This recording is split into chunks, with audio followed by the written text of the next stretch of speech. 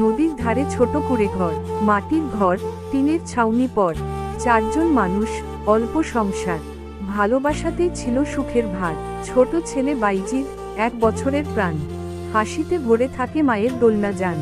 বড় ভাই আনোয়ার, 3 বছরের চোখ। ভাইকে আগলে রাখে মনের ভেতর সুখ। বাবা ভরে ওঠে নদীর টানে, জাল কাঁধে নিয়ে যায় দূর অজানায়। নদীর বুকে ছুঁড়ে দেয় জীবনের জাল। মাছেই ভরসা, আল্লাহই সম্বল সবকাল। মা ঘরে বসে চুলায় আগুন জ্বালে, চাল ডাল রান্না করে সন্তানের খেয়ালে। ফিরে এলে বাবা হাসি মুখে বসে, একসাথে খায় সবাই সুখে আর ভরসায় ভেসে। হঠাৎ একদিন নদী ছিল অদ্ভুত নীরব। বাবা জাল ফেলল, মনটা যেন ভীরব। অনেকক্ষণ পরে উঠল বড় এক মাছ। নদী দিল উপহার, বড়ই তার সাজ। মাছ হাতে বাবা, চোখে আনন্দ ভরা। ভাবছে আজ ঘরে হবে হাসির ঝরা। কিন্তু হায় রে কপাল, আল্লাহর লিখন। ঠিক সেই মুহূর্তেই থেমে গেল জীব। নদীর পারে নিথর দেহ, জাল পড়ে পাশে। মাছ পড়ে আছে, কেউ নেই তাকে পাশে।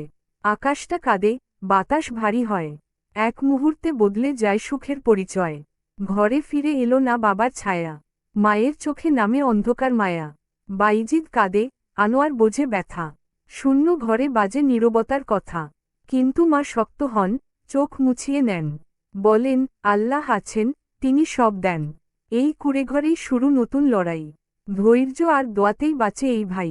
এই গল্প শুধু কাহিনী নয়, মায়ের ত্যাগের এক জীবন্ত পরিচয়। আপনার শাশুড়ির জীবন কথা বলা, নীরব কান্নায় লেখা, সাহসের জ্বালা। এরকম গল্প পেতে চাইলে চ্যানেলটা সাবস্ক্রাইব কমেন্ট করুন।